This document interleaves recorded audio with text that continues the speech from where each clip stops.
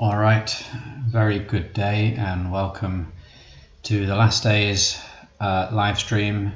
It's the Tuesday talk show. I'm Brother Duncan, coming to you from Malaysia, and we're going to start off today's little video with some of the come follow me from last week and this week. So I'm going to bring it up on the screen for you all. And here we are in so we're studying the Sermon on the Mount from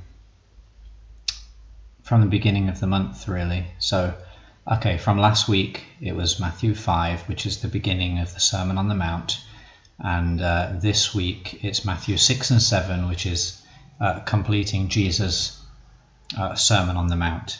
And I've had a great time studying this. I've gone ahead a bit, and today I actually read Matthew 12 to 14. I don't follow the come follow me precisely, but my personal study goes where it goes. But I have enjoyed reading the Sermon on the Mount, and had some really good insights in that. And the interesting thing is that Matthew chapters 5, 6 and 7, you can find almost mirrored, identical teachings in 3rd Nephi, chapters 12, 13 and 14. This is Jesus Christ when he visits the people of ancient America and teaches them the same lesson, but he personalizes it to the people he's speaking. So there are certain parts from Matthew and from 3rd Nephi that are different, that are adjusted, that shows how Jesus knows how to personalize the message and understands his audience. So I thought that was really interesting. You can also find a bit earlier in the Book of Mormon, in Mosiah, chapters 2, 3 and 4, where King Benjamin teaches a remarkably similar sermon to his people at that time.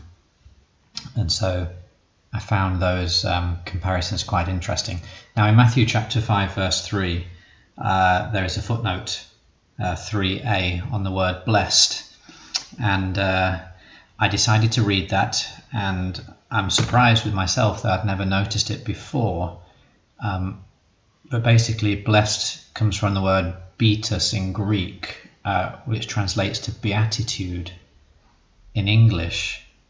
And it means to be happy, or to be fortunate. And I quickly realized that this teaching of Jesus is Jesus's perfect, divine self-help plan. Right? We see so many self-help books and materials written by people, written by men and women, with their own ideas and the ideas of the world, and how to be happy, how to be successful, etc., etc. And some of these things can be good, but they're the ideas of the world. And Jesus 2,000 years ago gave us the most important divine self-help plan, right? And that's found in Matthew chapters 5, 6 and 7. You want to be happy? You want to have good luck or good fortune?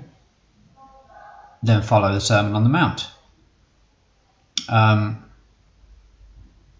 So I found that really interesting, and that kind of transformed the message for me, and showed me how I can really find happiness and good luck in this life, what I can do in following Jesus's plan to implement that. And another difference I noticed in the Matthew account and in the 3rd Nephi account is that in the Bible, in the Matthew account, the pronoun used before the word Father when Jesus is referring to God or his Father is which, our Father which art in heaven. And in the Book of Mormon record, when Jesus speaks to the people, he replaces which with who. That it might be a small thing, but it really makes God seem more personal and a being and real when the word who is used instead of which. And I thought that was another interesting little insight that I spotted as I read these accounts side by side. Today I was in Matthew 13 and 14. I read of the miracle of Jesus walking on the water and inviting Peter to join him, Peter's faltering faith when he noticed the trouble and the storm around him, and the immediate help that Jesus offered, along with the question, "Wherefore didst thou doubt?" Now, after pondering on this, I don't see this so much as a scolding question from Jesus, more of a question to help Peter analyze, well, where did that doubt come from? And I think that's a really interesting insight there. Jesus is not so much scolding as he is helping us to introspect and to look inside of us and to reason and to find out things. Peter only needed to take his eye off Jesus Christ just for a moment, and the raging storm that was going on all around him took over and removed that faith and filled him with doubts, even though the Son of God was standing right there with him on the water in this miraculous and epic event. And so it reminds me of President Nelson's exhortation to us to rivet our focus on Jesus Christ. We need to always be focused on him, and when we are, there may be storms going on around us in our life, there may be challenges and difficulties, but when we are riveting our focus on Christ, we can get through them, and Christ can help us through them, just as he helped Peter through his storm. Anyway, I'm going on ahead. I'm way ahead in the Come Follow Me study schedule. I've had a lovely revelatory experience this morning, both studying, pondering, and praying about that passage. But you guys are going to be able to catch up with that soon enough. Anyway, let's move on from Come Follow Me. And look, it's coming to this time already, guys. The April 2023 General Conference of the Church of Jesus Christ of Latter-day Saints is approaching and is almost upon us already. So it's the church has announced and called this conference for Saturday the 1st and Sunday the 2nd of April 2023. Today it is Tuesday the 21st of February, so we've got just over a month and 10 days, pretty much, or a bit less than that. Just over a month until the next General Conference. They come around so fast, don't they? Love this conference time, excited for the next one. Let's have a look. Blah, blah, blah, blah, blah. So they've laid out the session times here for Saturday. There is the evening session again, and the two on Sunday. So especially love this Easter semi-annual General Conference, as of course the talks are, they're always focused on Jesus Christ, but even more so when it's Easter, right? And the miracle and power of his atonement. So looking forward to that a lot.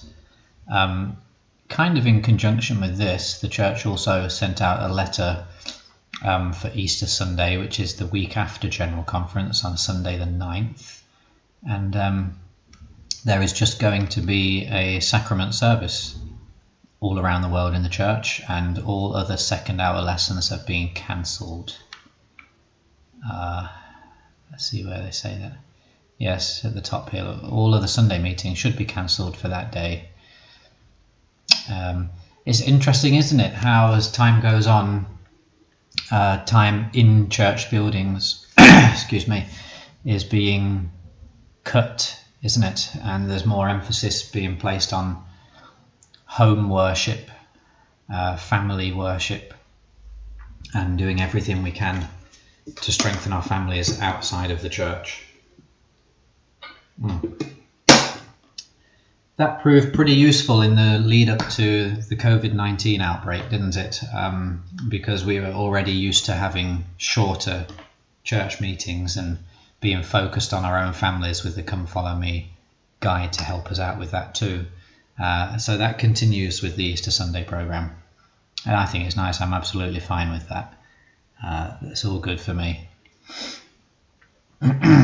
Now, in the church news in this past week, we've had Elder Nielsen, who is on the presidency of the 70. So he is one of the 7 gentlemen who make up a presidency of the 70, of all the quorums of the 70. And this is probably one of the great parabolic comparisons of our time, right? How sport and the gospel of Jesus Christ go together and can form parables and help us understand the gospel better. That's how I grew up my entire life. It was very much sport concentrated, and I learned a lot of great things through sport, and I used it when I was teaching the young men and teaching in the church, and I would compare things to sports. And Elder Nielsen has done just that in a devotional that he led at the Ensign College. And there were a few parts of this article that I liked.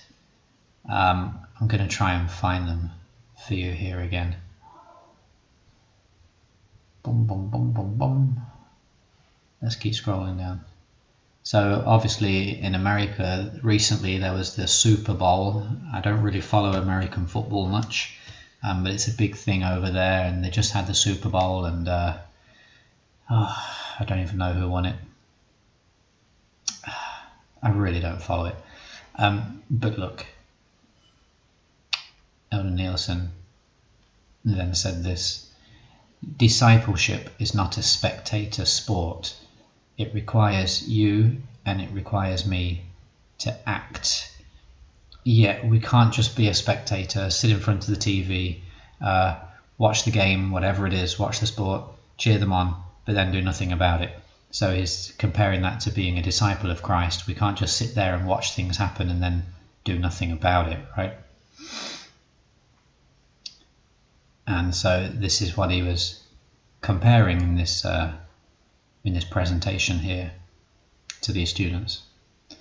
He goes through the parable of the Samaritan. And then, okay, here's the interesting part that I liked. Elder Nielsen said the scriptures gave warnings about the last days, for men shall be lovers of their own selves, men's hearts shall fail them. And Elder Nielsen listed some of the things happening today. Number 1, constant screen time. Number 2, binge watching. Talking about Netflix.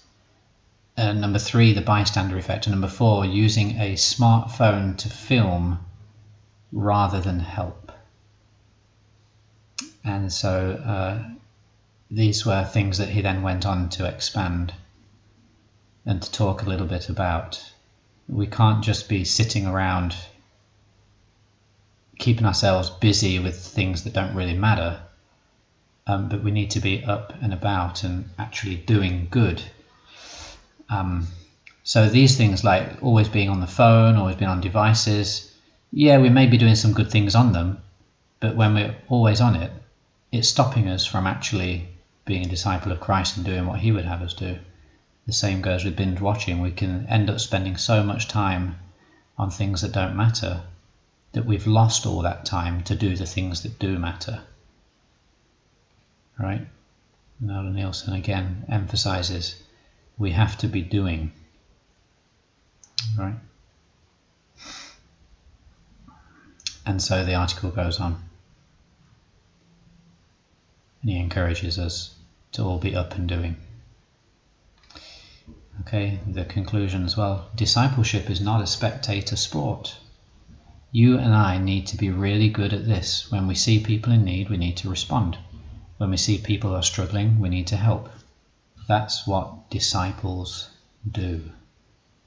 Right? Disciples do not sit around wasting their time on meaningless things, but they are doers of the word and not hearers only. So really liked that article. Thought that was pretty cool. Yet another, it's a little prod that the prophets and apostles and the general leaders of the church are just giving us these little prods that, we have technology, which is great, and it's undoubtedly here for us to use to help gather Israel. It's a great blessing to us, but it can be misused, and we can just waste our time on it as well. So we have to use it carefully and use it with judgment and use it to do the Lord's work.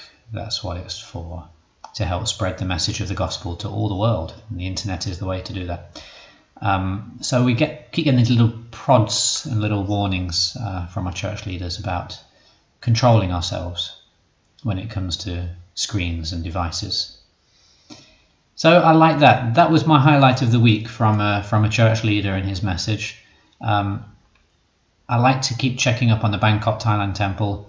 As you know, I'm in Malaysia and my family is waiting for the opportunity to get to the temple again, and Bangkok is the one.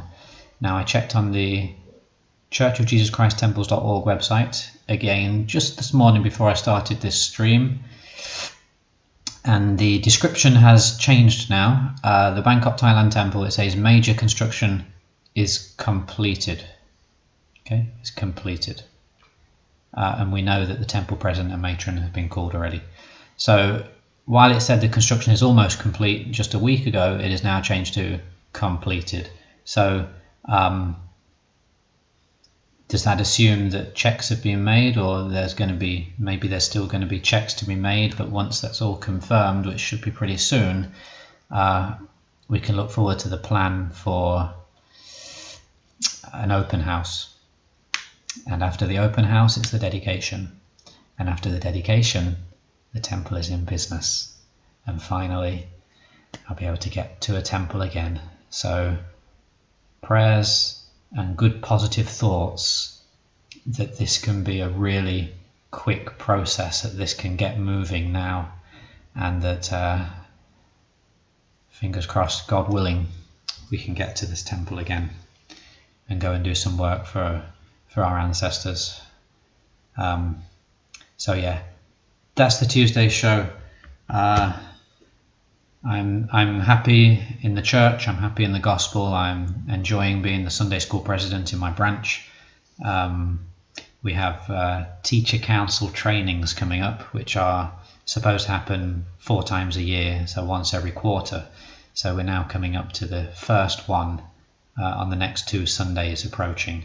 So really excited to be able to lead those trainings, and we have an older couple missionaries who are going to be helping us out with this first one. I'm excited for that, and to meet with all the teachers in the branch and encourage them to teach in the Saviour's way, in a higher and holier way, and I'm really excited for that. So that is today's live stream. Hope you enjoyed it. Good things are happening in the church, and it's a great time to be alive in these last days. I hope that General Conference is going to be inspirational, motivational, and really great general meeting again as we spend the next month preparing for it, that we can really receive revelation for our lives and find it adding to our faith and testimony. That is the end of today's live stream video. I hope you enjoyed it. Please consider liking and subscribing to this channel if you enjoy what I talk about and the content I share. Have a great day, everyone, and I'll see you all again next week. Bye-bye.